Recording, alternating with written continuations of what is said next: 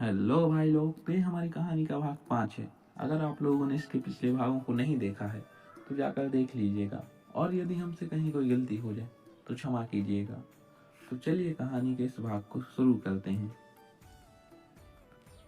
उसने अंदर आकर सबको अंदर आने का इशारा किया। सबसे पहले अरमान अंदर गया। तभी रणधीर ने अरमान को उसके पीछे से उसकी गर्दन को पकड़ा और गन उसके सर पे तान दी और मुस्कुराते हुए बोला, अगर तुम में से किसी ने भी एक कदम आगे भी बढ़ाया तो इसकी बॉडी बाहर धूप सेंक रही होगी। ये सब सुनकर अरमान के सारे आदमी जोर से हंसने लगे और हंसते हुए रणधीर के कमरे में आ गए।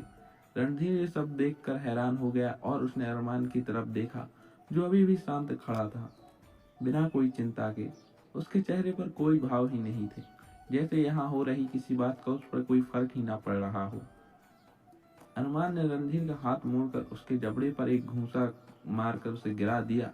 अरमान ने गन पैरों से सरका कर अपने आदमियों की तरफ कर दी और खुद वहां पड़े सोफे पर जाकर बैठा और एक सिगरेट सुलगा ली। रणधीर ने किसी तरह जमीन से उठकर सामने खड़े टॉवल से अपने मुंह से गिरते हुए खून को संभाला और अरमान के सामने पड़े बेड के कोने में बैठ गया और हिम्मत करके बोला, कौन हो तुम लोग और आखिर चाहते क्या हो मुझसे? मोहन आगे आते हुए बोला, अगर यही काम की बात तुमने पहले सीधे तरीके से पूछ ली होती तो मुझे इस कदर परेशान ना होना पड़ता। तुम आज कोई प्रॉपर्टी लेने वाले हो। अंधेरी में ये लाइन अरमान ने बोली और रणधीर की तरफ देखकर रणधीर डरते हुए, हाँ लेकिन तुम्हारा उससे क्या मतलब? अरमान, मतलब तो हमें उसी प्रॉपर्टी से है, तुझसे नहीं। रणधीर हैरानी से, तुम लोग कौन हो? विकास विकास राजपूत। रणधीर हैरानी से, विकास राजपूत इस शहर का सबसे बड़ा गैंगस्टर, लेकिन तुम्हें उस प्रॉपर्टी से क्या लेना देना है? मोहन, वो प्रॉपर्टी तू मत खरीद, बस इतना सा मतलब है हमें। रणधीर गुस्से से, वो प्रॉपर्टी मैं खरीदूंगा और वहाँ अनाथ आश्रम खोलूंगा। अरमान हंसते हुए, तू वहाँ अपनी शराब की फैक्ट्री खोलना चाहता है, अनाथ आश्रम नहीं। तू अपने अच्छे होने का ढोंग दुनिया के लिए संभाल कर रख। रणधीर, तुम मेरे बारे में कैसे जानते हो? तुम्हें ये खबर किसने दी? राजू, इसके साथ हमें और भी कुछ पता है तेरे बारे में, ड्रग माफिया, शराब चोरी, रेप और भी बहुत गैरकानूनी काम। तू कहे तो तू कहे तो लाइव टेलीकास्ट दिखाऊं तुझे? रणधीर की हालत बता रही थी कि वो बहुत डरा हुआ है। तभी अरमान ने एक पेन ड्राइव उसकी तरफ करते हुए उससे कहा, तेरी फिल्म का ट्रेलर देख। शंकर, जो अरमान का आदमी था, उसने वो पेन ड्राइव उठाकर रणधीर के पास पड़ी लैपटॉप में लगाई और एक वीडियो ऑन कर दिया और लैपटॉप रणधीर के करीब रख कर बोला, ये ले अपनी फिल्म का ट्रेलर देख। रणधीर की नजर लैपटॉप की स्क्रीन पर और उसे वो हैरानी से देखने लगा। उसने देखा वो एक वीडियो था जिसमें वो अपने बार में ड्रग डीलिंग करते हुए दिख रहा है, तो किसी में शराब की डील करते हुए, और ऐसी बहुत सारी वीडियो थी। उसमें वो बहुत सारी वीडियो को जोड़कर वो वीडियो बनाई गई थी। लेकिन लास्ट के सीन ने रणधीर को पूरी तरह से चौंका दिया, जिसमें रणधीर किसी से बात करते हुए बोलता है, तू चिंता मत करो भाऊ, आज रात शराब और शबाब आपके फार्म हाउस पर आ जाएंगे और आप पुलिस की टेंशन मत लो, मेरे आदमी उन्हें संभाल लेंगे। रणधीर बहुत हैरान हो जाता है और अरमान की तरफ देखते हुए बोलता है, तुमने ये सब कैसे किया? अरमान बोलता है, ये मत पूछो कि ये सब कैसे किया, ये सोचो कि ये वीडियो बाहर मीडिया और पुलिस में आ गई तो तेरा क्या होगा? सिंपल डील है, तू मुझे उस प्रॉपर्टी के पेपर दे दे, बदले में मैं तुझे इस वीडियो की सारी कॉपी और ये पेन ड्राइव तुझे दे दूंगा। चॉइस इज योर, पर जल्दी, मुझे इंतजार करने की आदत नहीं है। रणधीर कुछ देर सोचता है और बोलता है, ठीक है, मुझे ये सौदा मंजूर है, लेकिन इस बात की क्या गारंटी है कि तुम लोग मुझे कभी इस वीडियो को लेकर ब्लैकमेल नहीं करोगे और इस वीडियो की सारी कॉपी मुझे दे दोगे? कैसे भरोसा करूं तुम पर? अरमान उसकी तरफ देखते हुए बोलता है, मुंबई शहर में विकास राजपूत की जुबान की कीमत है, और तुम्हें जुबान देता हूँ कि धोखेबाजी हमारे धंधे में नहीं होगी। तुम्हारी सारी वीडियो और उसकी कॉपी तुम्हें मिल जाएंगी। रणजीत, ठीक है, तुम मुझे सारी वीडियोस दे दो, मैं तुम्हें प्रॉपर्टी के ओरिजिनल पेपर देता हूँ। मोहन ने उससे पहले पेपर देने को कहा तो रणधीर उठकर अपनी अलमारी में गया और लॉकर खोलकर पेपर निकालकर मोहन की तरफ बढ़ा दी। मोहन ने पेपर चेक किए और इशारे से से पेपर ठीक होने की बात जताई। राजू ने लैपटॉप से निकालकर पेन ड्राइव और कुछ सीडीज रणधीर को दे दी। रणधीर ने लपक कर उन सीडी और पेन ड्राइव को ले लिया। अरमान उठा और अपने आदमियों के साथ रणधीर के कमरे से बाहर आ गया। वहां से निकलकर अरमान और उसके आदमी अपनी गाड़ियों में बैठ गए। अरमान की गाड़ी शंकर चला रहा था। शंकर ने अरमान से पूछा, भाई कहाँ चलना है? अरमान, राज सिंह के घर। शंकर ने गाड़ी राज सिंह के घर की तरफ अपनी गाड़ी को दौड़ा दी। आधे घंटे के सफर के दौरान अरमान अपना सर सीट से टिकाकर कुछ देर सोचने लगा और आंखें बंद कर ली।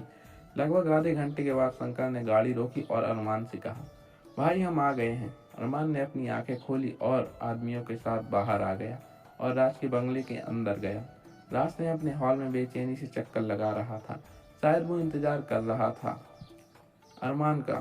सामने से आते हुए उसकी नजर अरमान पर पड़ती है तो वो उसकी तरफ दौड़कर आया और बोला, मुझे पता था तुम ही हो इस पूरी मुंबई शहर में जो इस काम को कर सकते हो। मुझे तुमसे यही उम्मीद थी। अरमान बिना कोई जवाब दिए हाल पर रखे सोफे पर विराजमान हो गया। राज भी उसके सामने बैठ गया और बोला, लाओ अरमान, वो फाइल मुझे दे दो। बहुत इंतजार किया है इस प्रॉपर्टी का मैंने। अरमान ने उसकी तरफ बिना देखे मुस्कुराते हुए बोला, इतनी जल्दी क्या है मिस्टर राज, पहले आप हमारी डील की बात तो कर लें। राज ने मुस्कुराते हुए हाँ में सिर हिलाया और एक बैग टेबल पर रखते हुए कहा, तुम्हारे काम की कीमत इस बैग में है। अरमान उस बैग को खोलता है और देखता है वो बैग पैसों से भरा हुआ था। अरमान ने वो बैग वहीं छोड़ दिया और राज की तरफ देखते हुए बोला, इस बार मुझे पैसे नहीं कुछ और चाहिए तुमसे। राज हैरानी से, पैसे नहीं तो क्या चाहिए तुम्हें? अरमान ने इशारे से शंकर को कुछ कहा और उसने एक फाइल राज के हाथ में थमा दी। राज ने उस फाइल को खोलकर पढ़ना शुरू किया और गुस्से से उस फाइल को टेबल पर फेंक कर खड़ा हो गया और बोला, ये क्या मजाक है? तुम ऐसा कैसे कर सकते हो? अरमान शांति से बोला, मुझे इन जमीन के पेपर्स पर तुम्हारे सिग्नेचर चाहिए जिस पे साफ लफ्जों में लिखा है कि तुम ये जमीन अनाथ आश्रम के लिए दान दे रहे हो। सिंपल है मिस्टर राज, जमीन के बदले जमीन। और बात रही मजाक की तो वो मैं अपने धंधे में मजाक नहीं करता राज, और अगर मैं इन पेपर पर साइन ना करूं तो अरमान तुम ऐसा नहीं करोगे। तुम अपने अंकल की करोड़ों की प्रॉपर्टी के लिए एक छोटा सा टुकड़ा अपनी जमीन का तो मुझे दे ही सकते हो। फैसला तुम्हें करना है। इन पेपर पर साइन कर दो और अपने अंकल की प्रॉपर्टी के पेपर्स मुझे से ले लो, या फिर पहले की तरह अपने अंकल के पीछे घूमो और ये प्रॉपर्टी तुम्हें कभी नहीं मिलेगी। ये बात तुम भी बखूबी जानते हो राज, और इस सौदे से तुम्हें क्या मिलेगा? कुछ भी नहीं। अरमान की तरफ देखते हुए, अरमान, मुझे क्या मिलेगा क्या नहीं ये सोचना तुम्हारा काम नहीं है। तुम्हारा काम यह है कि तुम इन पेपर्स पे साइन करो और मुझसे अपने अंकल की प्रॉपर्टी के पेपर ले लो। राज उन पेपर पर साइन करता है और मोहन की तरफ बढ़ा देता है। मोहन दोबारा उन पेपर्स को देखकर अरमान की तरफ देखता है और इशारे में सब ठीक है बताता है। अरमान एक फाइल अपने शर्ट से निकाल कर सब ठीक है बताता है। एक फाइल अपने शर्ट। राज उस फाइल को उठाकर पढ़ने लगता है और अरमान की तरफ देखता हुआ बोलता है, तुम्हारे लिए सौदा घाटे का सौदा था अरमान, फिर भी तुमने ऐसा क्यों किया? तुम चाहते तो उन लाखों रुपयों को ले सकते थे, फिर भी तुमने ये मामूली सी जमीन क्यों मांगी? अरमान ने सोफे से उठते हुए जवाब दिया, कुछ जगह फायदे और नुकसान नहीं देखे जाते मिस्टर राज। राज ने यह सुनकर अरमान को मुस्कुराते हुए हाथ मिलाया और कहा, तुम्हें समझना उस भगवान के भी बस की बात नहीं है। अरमान बिना कुछ कहे अपने आदमियों के साथ राज के बंगले के बाहर आ जाता है और अपनी गाड़ी में बैठ जाता है।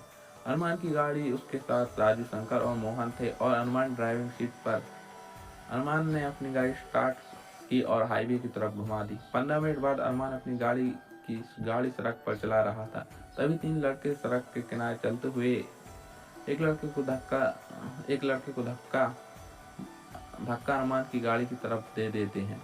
अरमान की गाड़ी स्पीड पर थी। अरमान ने ये सब देखकर ब्रेक लगा दिए, लेकिन गाड़ी उस लड़के से टकरा गई और वो लड़का बेहोश हो गया। वो लड़का गिर गया। 2 लड़के जिसने उस लड़के को धक्का दिया था ये सब देखकर घबरा जाते हैं और भाग जाते हैं। अरमान अपनी गाड़ी से उतरकर बेहोश हुए लड़के की तरफ भागता है। उसने देखा लड़के के सिर पर चोट लगी थी और हाथ पैरों पर खरोंच आई थी। अरमान उस लड़के को उठाकर गाड़ी में भाग कर बैठा गया और राजू से जल्दी गाड़ी सिटी हॉस्पिटल की तरफ घुमा दी। 10 मिनट में अरमान की गाड़ी हॉस्पिटल के बाहर थी। अरमान अपनी गाड़ी से उतरकर उस लड़के को गोदी में लेकर इमरजेंसी वार्ड की तरफ भागा। उसके पीछे उसके सारे आदमियों ने दौड़ लगा दी। अरमान को देखते ही वार्ड वार्ड वार्ड बॉय ने अरमान को सलाम किया और जल्दी से डॉक्टर को बुला लाया। डॉक्टर ने एक्सीडेंट केस देखते ही बोला, इनकी फैमिली कहाँ है? अरमान ने उसे सारी बात बताई। डॉक्टर, देखिए मिस्टर, यह एक एक्सीडेंट केस है, बिना पुलिस को इन्फॉर्म किए हम पेशेंट को छू ही नहीं सकते। अरमान गुस्से से अपनी जीन्स की कमर के पीछे से एक गन निकालकर डॉक्टर के सर पर रख देता है और उससे बोलता है, इतना टाइम नहीं है इस लड़के के पास। डॉक्टर, इस लड़के का ट्रीटमेंट जल्दी शुरू करो। अगर इस लड़के को कुछ भी हुआ ना तो तेरा पोस्टमार्टम मैं इन्हीं हाथों से करूंगा, वो भी बिना पुलिस को इन्फॉर्म किए। यहीं पर हमारी कहानी के इस भाग का अंत होता है। अगर आप लोगों को हमारी कहानी अच्छी लगी हो तो वीडियो को लाइक करके चैनल को सब्सक्राइब कर दीजिएगा। मिलते हैं नेक्स्ट वीडियो में।